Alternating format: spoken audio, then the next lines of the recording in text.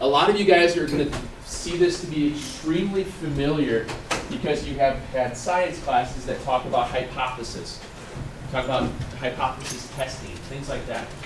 So this is not going to be really new. It's, like I said, it's a giant mixture of things you probably have seen.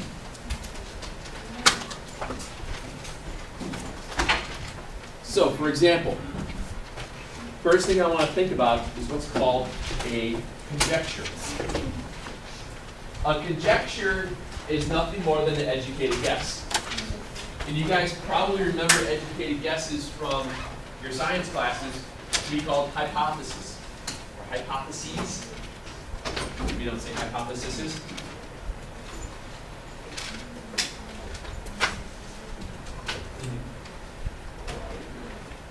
So what we do is we use what's called a conjecture, an educated guess. A really, really easy example of an educated guess would be that I would look outside and say, it just looks crappy out today. And the reason why I'm saying that as an educated guess is because you notice that it's windy, it looks like it's been rainy off and on, you've heard it raining, you've seen it raining. I remember this morning it was pretty cold, the sun hasn't been out all that much. It's probably not really a fun day to be stuck outside for more than half an hour or so. It's not a day that I want to go run 3.5 miles. Really. I do pretty regularly, but I don't want to do that today. It's kind of crummy out. What? I like money. Okay. So you guys have all done that before. You've made educated guesses. You've made that hypothesis. From what I heard that you guys have been doing something like that in biology, hypothesis stuff in biology lately, I think. Is that right? Yeah. It's the same thing. Here in math, we just call it conjecture. In science, they call it a hypothesis. It's basically the exact same thing. So what you're doing here is all these conjectures, they're based upon specific, particular observations. I looked outside, I see it's windy out, it's cloudy, it's been raining off and on, it's probably not really nice out.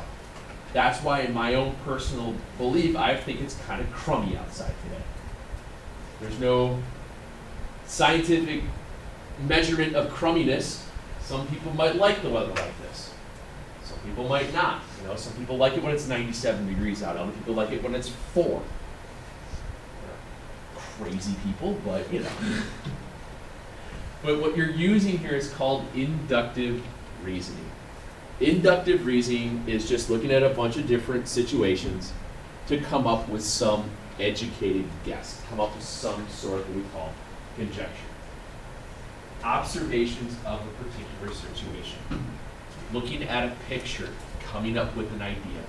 Have you guys ever taken an art class before where you had to look at paintings and come up with, what was their theme?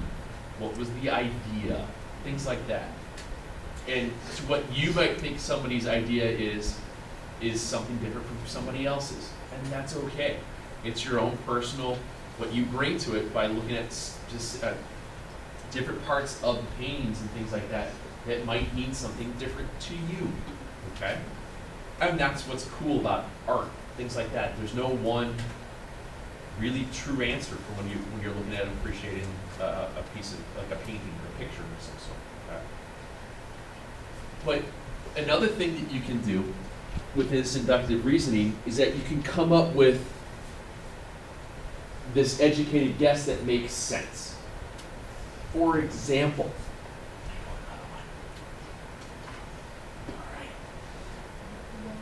okay, oh, wait a second. Sometimes I get ahead of myself.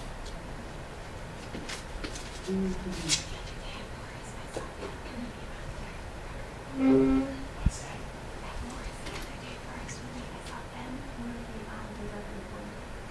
Wasn't me. You don't have a sister. Probably not related. Out there.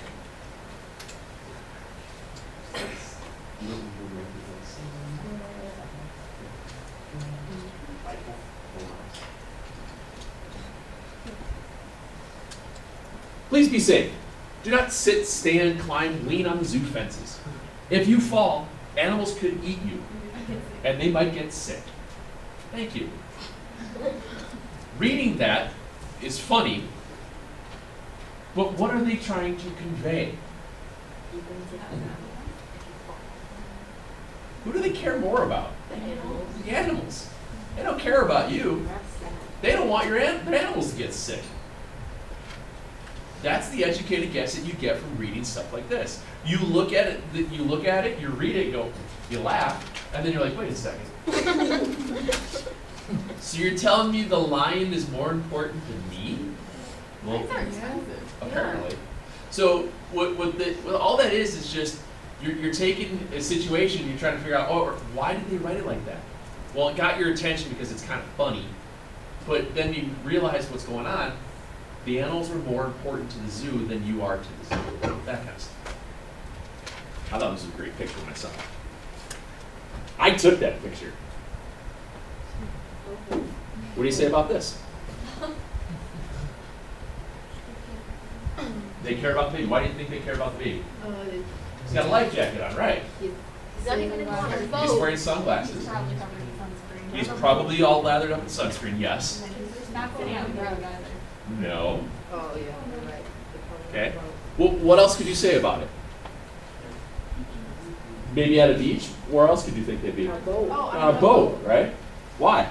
He can fall off. You can see seats in the background. You see the seat, yeah, everyone picks up on the good old-fashioned pontoon seats. But also look at it, he's got the life jacket I on. always want to wear a life vest when we're on the boat. That's right. I know. You know, you've got the sunglasses, like you're saying, protecting the eyes from the eyes from the sun. You're right, the pasty child was probably lathered up in sunscreen, like the SPF 4000. Baby's burn.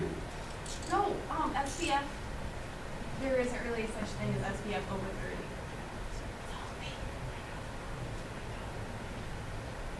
And cold medicine's a lot too. Unless it's in the freezer when it's cold. Anyway, so what? So exactly, you looked at a picture. You looked at you look at a picture. You look at a diagram. You look at what are ideas that come of it? Yes, he's on a boat. He's chilling, Actually, it's probably kind of but he's acting cool because he's got his sunglasses. cool. For all you know, he's crying his eyes out. No, I know he wasn't. He was enjoying himself. How do you know? I took the picture. Oh, is that your? Yeah. Shave your legs. I see my legs. Now go from that to an idea of geometry. In geometry, that was good. That was really good. My swim coach, he shaves his legs, and it's the creepiest thing ever. He shaves his arms and his legs, and it's just weird. Oh, gosh. Anyway, so when you start thinking about in terms of geometry, you're given points A, B, and C, and then it tells you that you have specific segment lengths. You have a segment that's AB that's given to you as 10, BC is 8, and AC is 5. With that information, what kind of hypothesis, what kind of educated guess, what kind of conjecture could you come up with? And when you come up with this conjecture, whether it's in words or a diagram, could you show what you're thinking to back your statement? And that's what a lot of this stuff boils down to being. Can you back up? You ever heard the term, can you put your money where your mouth is? It's kind of that. Can you show why you think what you think? Can you come up with some valid argument to make sure it works? So think about that for a second. You have 3 points, A, B, and C. Segment lengths of 10, 8, and 5 respectively. What are you going to say? Try and use terms that you know now from previous chapters, previous material. What can you say?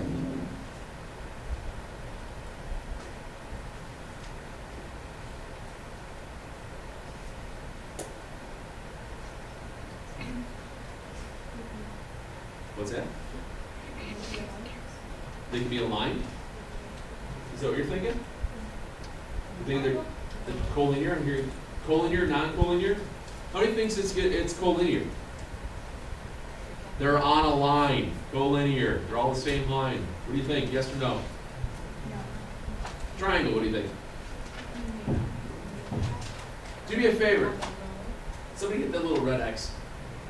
You're closer to me. Thanks. I can throw something, but I don't think I'll hit it. Why can't I say that they are on the same line? Why? 7 plus 8 doesn't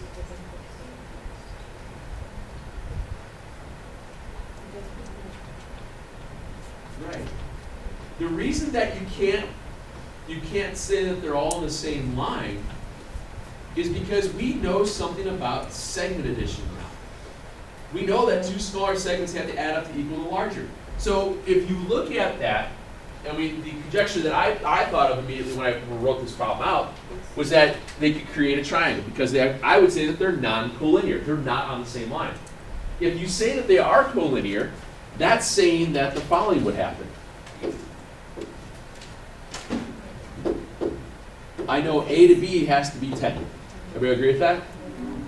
And then B to C is 8.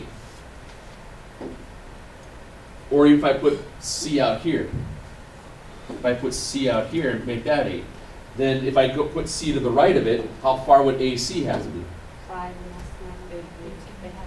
It'd have to be 18. Now, if it was here, how far would A to C have to be? 2. It would have to be 2. Because the numbers here, in order to show that C is somewhere between A and B, it doesn't work. What you're doing here by drawing that diagram is you're making what's called a counterexample. A counterexample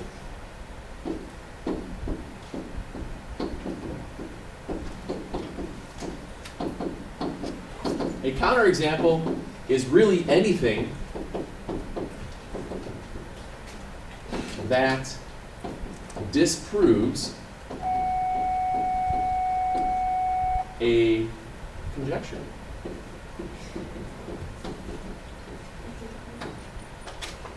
Anything you can use to disprove a conjecture. I got a really, really, really easy one for you. If you are a teenager, then you are 15. True or false? Why? Well, 19.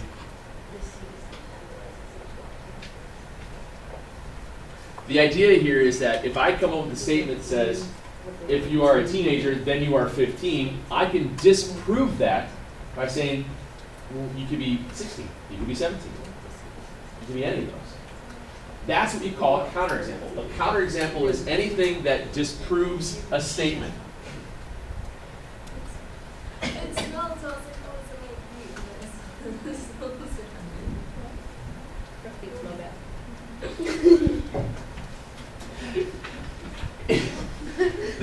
The weird things that a teacher observes throughout the day is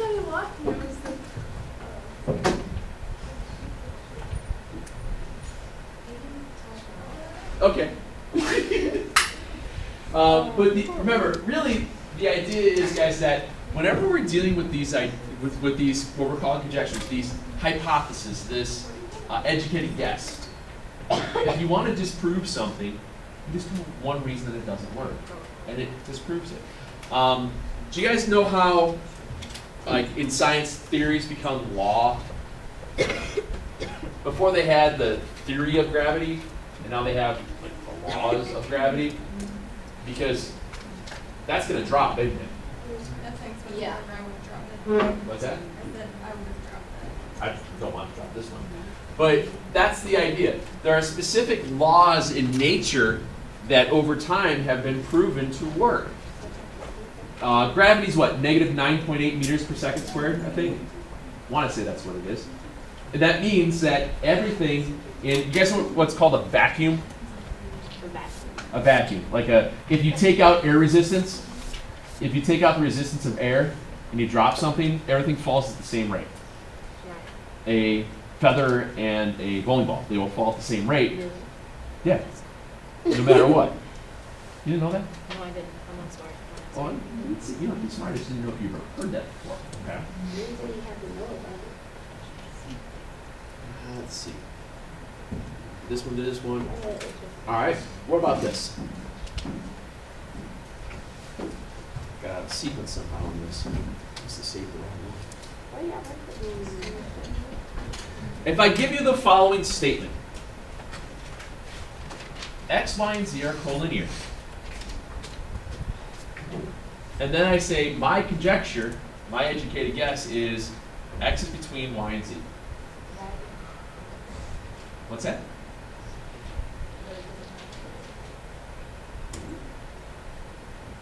Is this going to be a true or a false statement? If so, either way, why? Give me that counter example if you have to. Go ahead and say it. False because just false because they just have to be on the same line. Right. Everybody hear that okay? It just says that the 3 points are collinear. It doesn't say the order in which that they are written. So if you have points X, Y, and Z, couldn't they also be written as Y, Z, and X, or Z, X, and Y? Could they all be written in either one of those 3 forms? So it does not matter which, it doesn't say the order in which they were written in. So what I could say is that, well, sure, this could happen, but by a counterexample, either one of these two could happen as well. So I would say that that is a false conjecture. It's a false hypothesis. It's not necessarily incorrect, it's just not a valid statement for the information that's given. Does that make sense?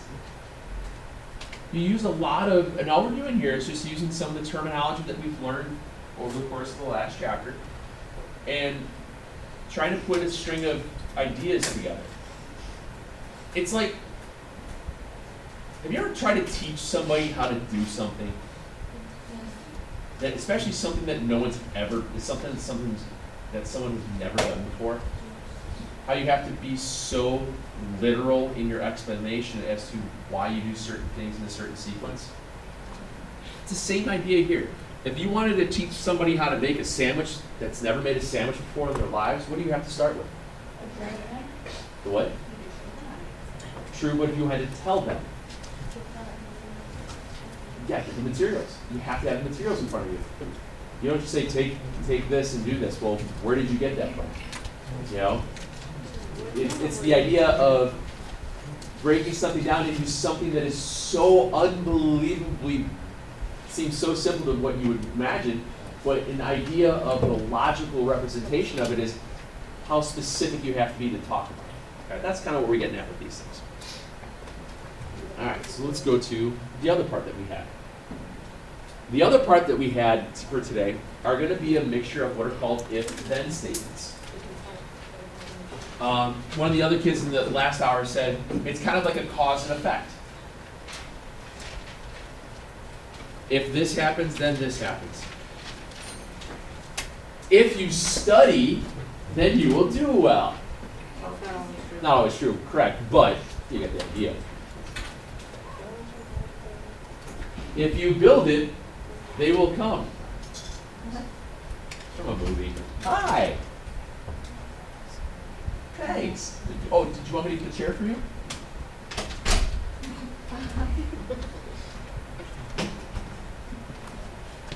Having fun yet? Okay, good luck.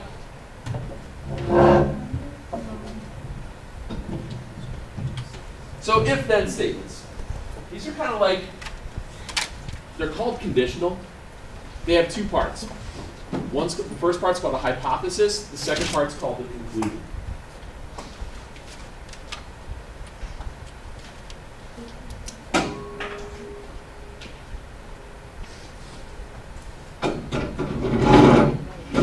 What's that? If it is 1 o'clock, then you are in geometry. In the morning or at night? If it is 1 o'clock p.m., if it is 1,300 hours, then you're in geometry. True or false? False. Why? But not everyone's in geometry. Not everybody's in geometry. It could be Saturday. Not everybody. You're not in school. Okay. But the idea is that you can still come up with this if-then statement. Okay. Real easy example. If two angles are adjacent, supplementary, then they form a linear pair. If two angles are adjacent supplementary, then they form a linear pair.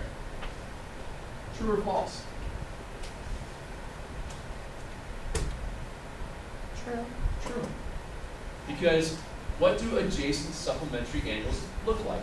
Next to each other. They're next to each other. They share the same vertex. What do supplementary angles then do? 180. They add to 180. So this is a true statement because adjacent supplementary angles are a linear pair. Remember how we defined linear pair? We said that linear pairs were adjacent supplementary angles. They add to 180. So what is the hypothesis in this statement? What is the cause? If two angles are adjacent. Yeah.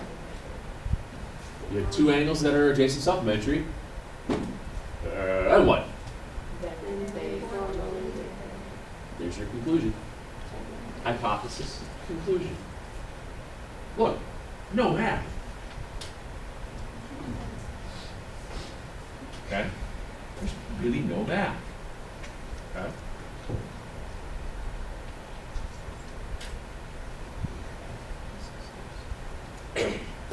When we do if-then statements, if-then, a lot of times, especially tomorrow, you're going to start to see them written as if P, then Q. P implies Q. This, you ever heard the term mind your P's and Q's? No? Mind your P's and Q's has been a statement that's been around forever. It basically means watch how you reason. Watch what you're explaining. Be careful how you explain it. You have to have it in a specific order. That's what that means. Now, the P in this symbol is a lowercase p with like an arrow to a Q. P implies Q. If P, then Q. There's the if and then. The textbook rarely touches on this whole P and Q thing. I like to use this nomenclature. You guys ever heard the term nomenclature? It's a symbolic representation. I like to use how they use this lettering of P and Q because if you ever have to take another logic class or a programming class or something along those lines, then you'll, oh, I just did an if then statement. See what I did there? That was funny. If I open this door, then this tope will walk in. Thank you. See? What's that? I know she should. That would have been funny. So we're going to talk more and more about this whole P and Q thing tomorrow because a lot of times we can write things backwards. Think about what we just talked about a second ago. If you are a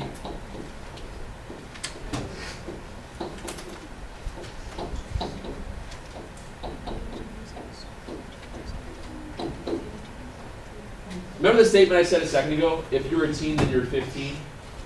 What's your if part? You're a teen. Conclusions, you're 15.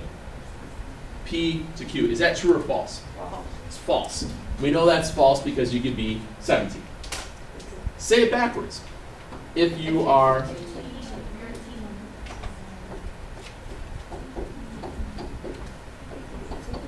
That's true.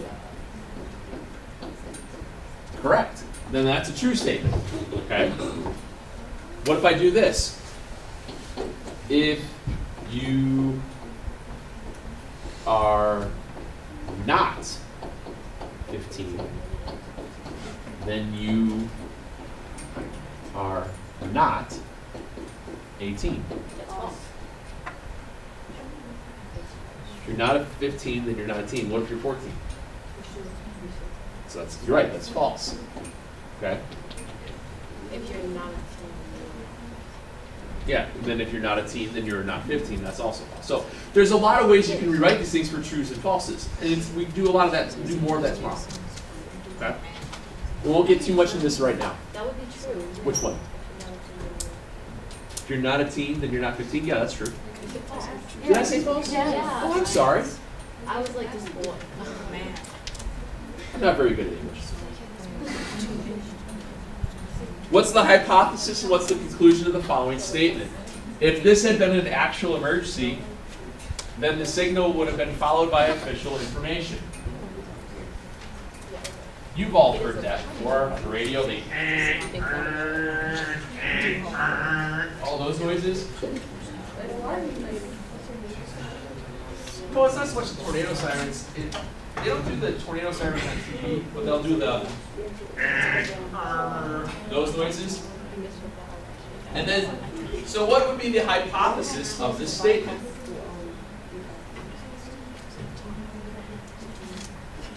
What's the if part?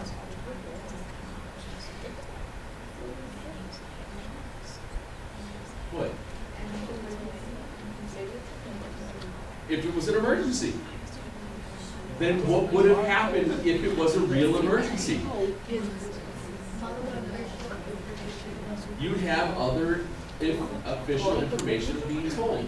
So it's quite literally, if that alarm is going off while you're watching TV, and they're saying that to evacuate because there's an emergency, then they're going to tell you what to do.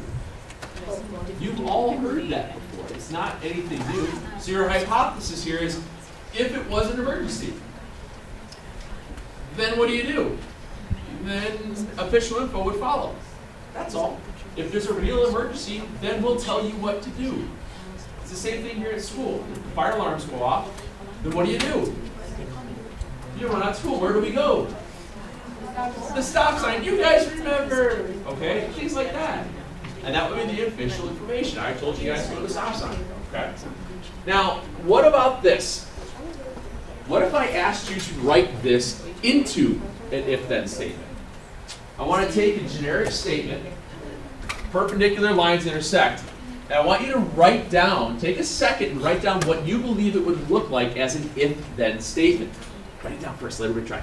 I got it. All right, write it down for a second, let everybody try. I don't know. I want you to turn that generic statement into an if-then statement. What's that? For what game? I didn't. No, we wound up not going. Why? Where we go? I went in their school. What was the one called? They had like statue. I don't know. I actually wasn't paying attention what their theme was, because when I pulled their float, I was pulling the soccer team. I don't know what their theme was. I honestly don't. I didn't see the other floats. I didn't ask my wife. I'll find out. I was trying to figure it out. I'll ask her. I'll tell you tomorrow. Julie, what do you got? Why not? You had it. Because we both have the struggle and we don't know what to say. Then say it. What are you going to say? Tell me. Shh, guys, come on. What do you got?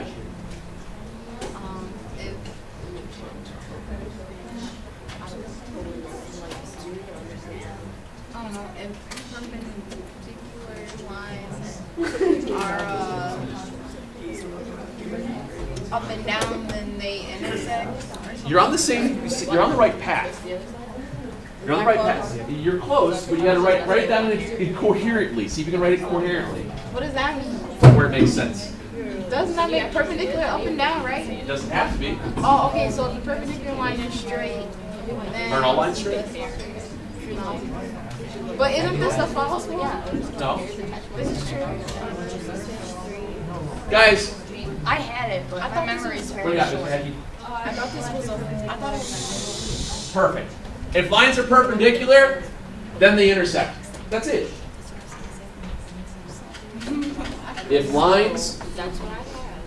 But you said that. are perpendicular, You gotta use then they intersect. false. Well, true. That's true. Lines are. I don't Now, think some they- people I've I heard think in the lines past, intersect. they've written, if lines intersect, then they are perpendicular. Anybody write that? I did. And that's false because you can do a counterexample of this. See what I'm saying?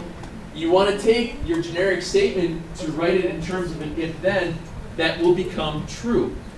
You don't want to disprove yourself right out of the gamut there. You don't want to try and be wrong right away. Okay? At least give it some time. One of the other things that we'll do in here is we'll talk about a lot of our definitions that we see in geometry generally can be written in terms of if-then statements.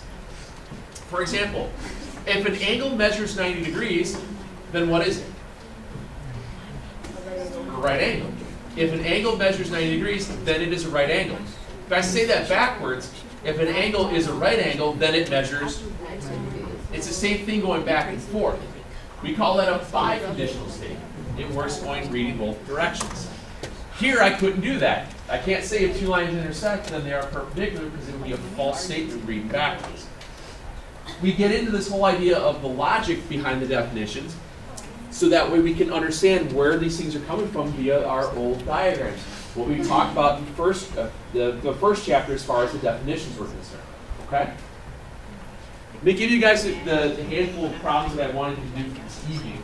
They're in the book. They are on section 2.1 and 2.2.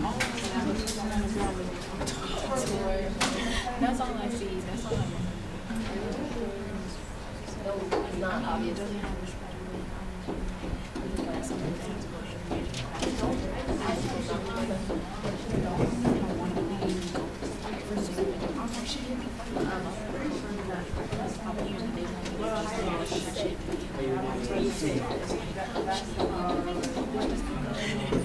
And these are all logic reasoning problems, guys. There is no math. There's no solve for x. There's no substitutions or any of those things. What I want you to be able to do is, guys, what I want you to be able to do is with these problems is come up with if-then statements. What is your hypothesis? What is your conclusion? Things like that. Just to get the idea of where the logic part of the stuff is going to go. Tomorrow we're going to be working with if-then statements pretty much throughout the rest of the all period. There are 4 different ways to write them out. We'll talk about that tomorrow, as well as that biconditional statement again. Then come on Friday, we've got the logic puzzles. And like I mentioned a second ago, the logic puzzles mirror the same basic idea as working with playing the board game Clue. It's kind of fun. Not really. We can if you want to make a game out of it, but I always enjoyed the logic puzzles. Yes, ma'am. What video? I'll probably do it tomorrow or Friday. I'll probably do it Friday. I'll probably show a couple of Friday if we have time on it. Okay?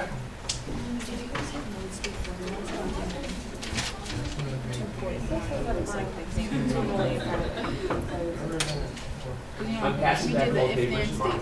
It's a good chance that there's stuff that had no names on it. Okay? That happens a lot. Well, I know I didn't have another. I know I didn't have a name on the second one because I stapled it. Then I'll just copy this. I got you. The first one, and I'll get it back.